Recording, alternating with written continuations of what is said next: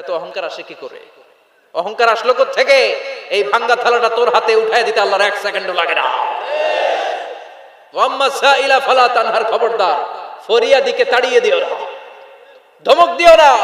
আল্লাহ পাহাড়কে দরিয়া করতে পারে, দরিয়াকে পাহাড় করতে পারে, ধনীরে গরিব বানাতে পারে, গরিবরে ধনী বানাতে পারে, সম্মানিতরে অপমানিত করতে পারে, অপমানিতরে সম্মানিত বানাতে পারে, ক্ষমতার চেয়ারে বসে থাকার লাথি মেরে নিচে নামায় দিতে পারে। তো আম্মা সাইলা ফালা তানহার, ফরিয়াদিকে ফিরিয়ে দিও না। বিশ্বনবী কখনো কেউ কিছু চাইলে ফিরিয়ে দিতেন না। সুবহানাল্লাহ পড়েন। বিশ্বনবীকে বলার মাধ্যমে আমাদেরকেও বললেন, কোন ফরিয়াদি কেউ এসে কিছু চায় তাকে কোনোদিন ধমক দেওয়া যাবে, কারণ ওরে ভিক্ষুক বানাইছে কে? আর তোমারে বড় সাহাব বানাইছে কে? তোরে কারে চড়ায় কে? আর ওর হাতে ভাঙ্গা থালা দিছে কে? তোরে কাঠ থেকে লাথি মেরে নামিয়ে ভাঙ্গা থালা হাতে দিয়ে দিতে পারে কে? আর ওর ভাঙ্গা থালার জায়গা থেকে ওরেও প্রাইভেট কারে বসায় দিতে পারে কে? তাহলে তোর অন্তরে বিশ্বনবীর আরামের জন্য আল্লাহ ওহী বন্ধ করে দিলেন। আল্লাহু আকবার। কারণ সব সময় ওহী আসাটা ভালো না। সব সময় ওহী আসলে বিশ্বনবী সহ্য করতে পারতেন না।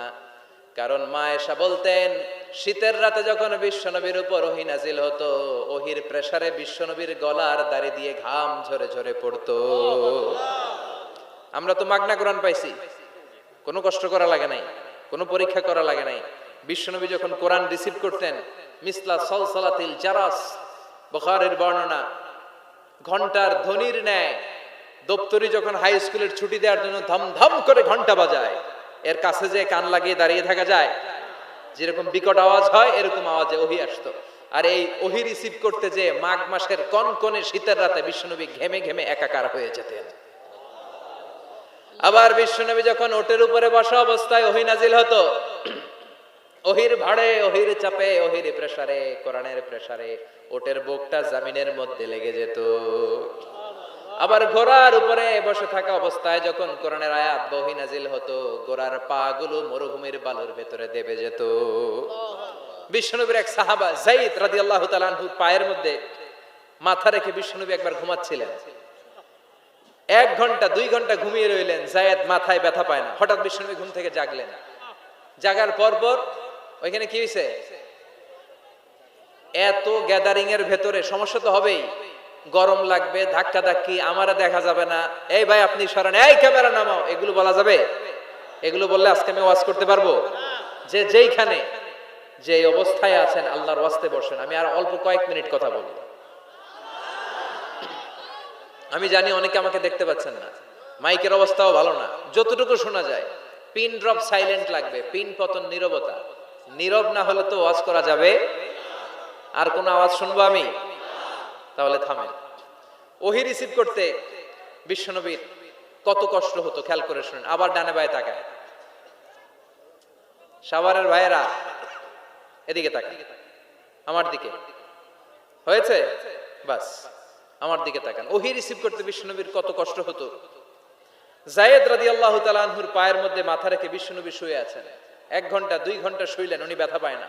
হঠাৎ বিশ্বনবী ঘুম থেকে জাগলেন। জাগার সাথে সাথে আকাশ থেকে কোরআনের আয়াত নাজিল হতে লাগলো।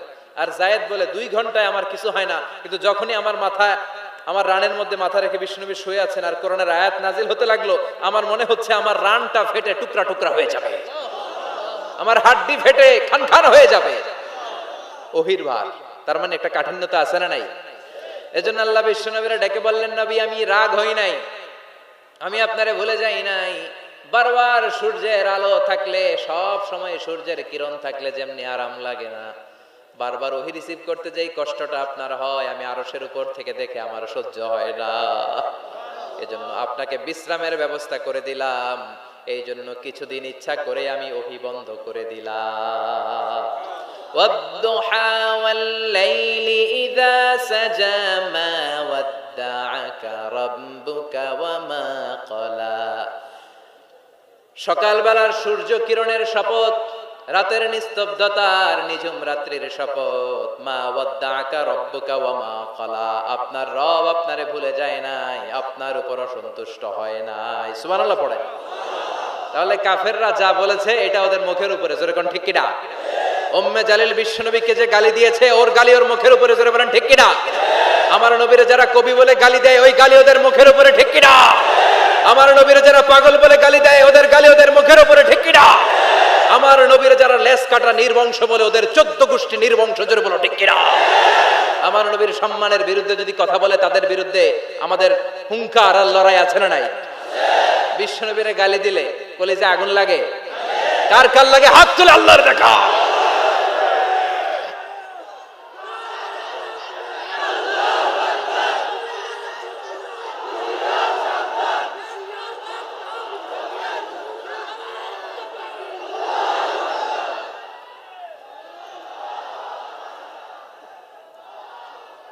বিশ্বনবীর সম্মান এটার কোনো তুলনা হয়? বিশ্বনবীর লাইফ নিয়ে কথা বলা অসাধারণ এক লাইফ, ওনার বায়োগ্রাফি, এটা অসম্ভব। এটা তলাবিহীন সাগরের মতো। বিশ্বনবী নিয়ে যদি কথা বলতে শুরু করে এটা অনেকটা তলাবিহীন সাগরের মতো। এটা সাগর কিন্তু কি নাই? কথা কয় না কি নাই? বিয়ন্ডলেস, বাউন্ডলেস, বটমলেস, ঠিক কি না? As a father, as a husband, as a teacher, as a lawgiver, as a lawmaker, as a reformer of the society, as a messenger, as a commander, Muhammad is the superman of the world. গোটা বিশ্বের জন্য তিনি Superman হয়ে এসেছে। এজন্য আমার নবীরা যারা গালি দেয় এগুলো পিতৃ পরিচয়হীন জারদ সন্তান। বিশ্ব নবীর সম্মান নিয়ে উল্টাপাল্টা করলে এটা সহ্য করা হবে না, জোরে কোন ঠিক কিনা? তুমি আমারে গালি দাও আমি মেনে নিব, আমার বাপেরে গালি দাও মেনে নিব, আমার দলের গালি দিবি মেনে নিব, কিন্তু আমার নবীর গালি দিলে খবর আছে না নাই? আমার নবীর দিকে, আমার নবীর সম্মানের দিকে বা হাত তুললে ওই বা হাত কেমন করে ভেঙে দিতে হয় সেটাও আমাদের জানা আছে, জোরে কোন ঠিক কিনা? বিশ্ব নবীর সম্মান ইটস অ্যান আনপ্যারালাল ইস্যু। এই ইস্যুতে হেফাজত নাই, এই ইস্যুতে জামাত নাই, এই ইস্যুতে চরমনাই নাই, এই ইস্যুতে সরসিনা নাই, এই ইস্যুতে তাবলীগ নাই, আওয়ামী লীগ নাই, জামাত নাই। 17 কোটি মানুষ এক প্ল্যাটফর্মে দাঁড়িয়ে যায়, চিল্লায় বলেন ঠিক কিনা? কারণ এই নবীর সুপারিশ ছাড়া আমি আপনি জান্নাতে যেতে পারবো না, জোরে কোন ঠিক কিনা? এজন্য নবীর ভালোবাসা, নবীর প্রতি মাহাব্বত অন্তরে থাকার দরকার আছে না নাই? আল্লাহকে যে পাইতে চায় হযরতকে ভালোবেসে, আরশ কুরসি লৌহ কালাম না চাইতে পেয়েছে সে। হযরতকে ভালোবেসে আরশ কুরসি লৌহ কালাম না চাইতে পেয়েছে সে, ঠিক কি না? বিশ্বনবীর ভালোবাসলে গোটা বিশ্ব তার পায়ের সামনে এসে চুমু খাবে। আমরা এই নবীর ভালোবাসা চাই, আমরা এই নবীর শাফাত চাই, আমরা এই নবীর নেতৃত্বে জান্নাতে ঢুকতে চাই। এজন্য আল্লাহ বললেন, নবী মা ওয়াদ্দাআকা রাব্বুকা ওয়া মা ক্বালা, ভয় নাই, চিন্তা নাই, হতাশ হবেন না, নিরাশ হবেন না, আমার উপর ভরসা রাখেন। আপনার আল্লাহ আপনারে ভুলে যায় নাই, আপনার আল্লাহ আপনার উপর অসন্তুষ্ট হয় নাই। ও নবী আপনি জেনে রাখেন, আল আখিরাতু খায়রুল লাকা মিনাল উলা। দুনিয়ার বুকে অনেকে আপনারে গালি দিবে, দুনিয়ার বুকে আপনার অনেক বিপদ আসবে, দুনিয়াটা আসল নয়, আসল হলো আখিরাত। ওয়ালাল আখিরাতু খায়রুল লাকা মিনাল উলা, ও নবী আখিরাত এই দুনিয়ার চেয়ে আপনার জন্য শ্রেষ্ঠ। আরেক আয়াতে বললেন শ্রেষ্ঠ এবং স্থায়ী। বাল তুনসিরুনাল হায়াতাদ দুনিয়া ওয়াল আখিরাতু খায়রুন ওয়া আবকা। সুবহানাল্লাহ। ও নবী এই দুনিয়া স্থায়ী না, এই দুনিয়া শ্রেষ্ঠ নয়, শ্রেষ্ঠ আর স্থায়ী জায়গা হলো জান্নাত। এজন্য দুনিয়ার জন্য পাগল হওয়া যাবে না, মুমিন পাগল হয় আখিরাতের জন্য। এই দুনিয়াতে আজীবন থাকতে আসি নাই, আজীবন থাকবেন? কথা কন। এজন্য এতজনের ভয় পেয়ে লাভ কি? ভয় পাবো আমরা একজনের, চিল্লায় বলেন তিনি কে? যাদের হৃদয়ে আছে আল্লাহর ভয়, তারা কবু পথ ভুলে যায় না। আল্লাহর প্রেম ছাড়া এই দুনিয়ায় কারো কাছে কোনো কিছু চায় না। রাতের আধারে যারা সেজদাতে রায়, দু চোখের শ্রুতে নদী যেন বয়। ছলনার হাছানি যতই আসুক, পেছনে ফিরেও সে তাকায় না। যাদের হৃদয়ে আছে আল্লাহর ভয়,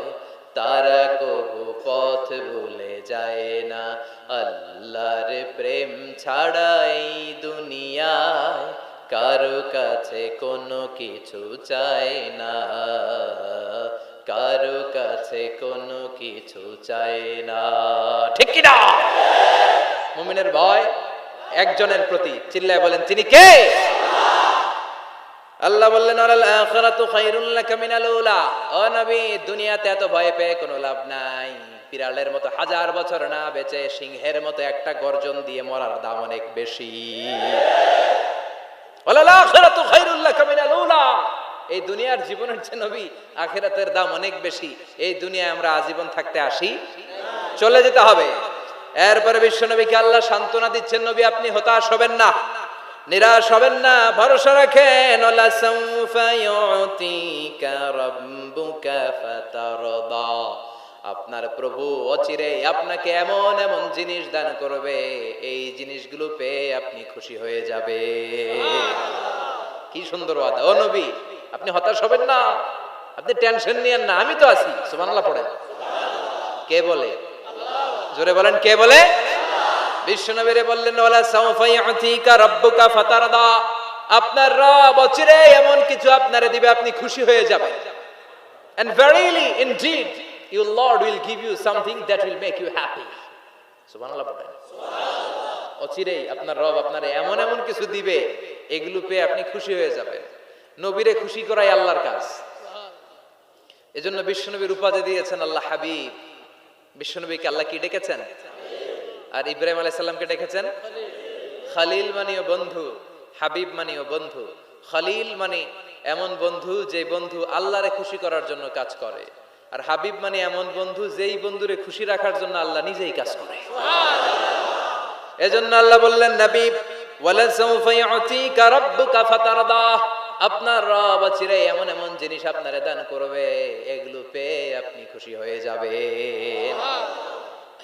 আল্লাহ তাআলা বিশ্বনবীর কি কি দান করলেন, কি কি দিয়া বন্ধুরে খুশি রাখলেন, রাজি রাখলেন, শুনবেন? সবাই শুনবেন না? সবাই শুনতে রাজি আছেন? নাম্বার 1, মক্কায় বিশ্বনবী দেখতে পেলেন দাওয়াতি কাজের তো বেশি অগ্রগতি হচ্ছে না, কি করা যায়? তিনি স্ট্র্যাটেজি চেঞ্জ করলেন, ভিআইপিসদের কাছেও দাওয়াত দেওয়া শুরু করলেন। দেখেন না সুবিধাজনক অবস্থানে যাওয়া যাচ্ছে না, তিনি দেখলেন মক্কায় 2টা ফিগার সবচেয়ে শ্রেষ্ঠ ফিগার, এই 2টার একটা যদি কালিমা পড়ে তাহলে ইসলামের জন্য সুবিধা হয়ে যায়।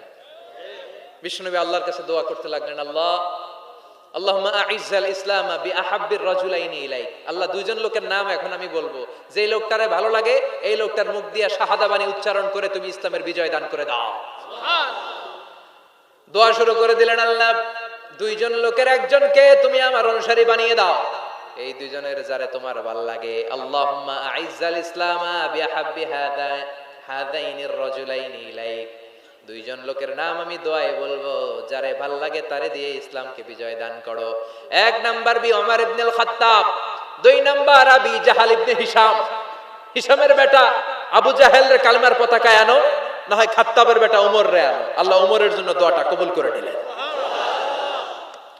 ওমরে ফারুক বিশ্বনবীর কল্লা কাটার জন্য তলোয়ার নিয়ে ধেয়ে আসছে, তার আগের রাতে বিশ্বনবী তাহাজ্জুদে কেঁদে কেঁদে এই দোয়াটা করেছে। বিশ্বনবীর চাচা হামজা ইবনে আব্দুল মুত্তালিব ওমরে ফারুককে দেখে বিশ্বনবীর কাছে দৌড়ে আসলেন। বিশ্বনবী তখন আরকাম ইবনে দারুল আরকামের ঘরে সাফা পাহাড়ের পাদদেশে বসে লুকিয়ে লুকিয়ে দাওয়াতি কাজ করতেন। ভাতিজার কাছে এসে বললেন, ও নবী, আমার ভাতিজা ওমরে ফারুক তোমারে মারার জন্য নাঙ্গা তরোয়ার নিয়ে চলে আসছে, তুমি পালিয়ে যাও, আমরাও পালাই। বিশ্বনবী বললেন, না চাচা, আপনি সরে যান, অন্যান্য সাহাবাদেরকেও সরে যেতে বলেন। আমার মনে হয় গত রাতে চোখের পানি ছেড়ে যেই দোয়াটা আমি আল্লাহর কাছে করেছি, কিছুক্ষণ পরেই দোয়াটা কবুল হতে চলেছে। সুবহানাল্লাহ। ওমরে ফারুক আসলেন, তলোয়ারকে আছাড় মেরে বললেন, আশহাদু আন্নাকা রাসূলুল্লাহ, আশহাদু আল্লা ইলাহা ইল্লাল্লাহ ওয়া আন্নাকা মুহাম্মাদ রাসূলুল্লাহ। ওমরে ফারুক এসে বললেন, নবী, আমি সাক্ষ্য দিলাম আল্লাহ ছাড়া কোনো ইলাহা নাই, আপনি ছাড়া কোনো রাসূল নাই। সুবহানাল্লাহ পড়েন। ফাতারদা, বিশ্বনবী খুশি হয়ে গেলেন। সুবহানাল্লাহ কইবেন না?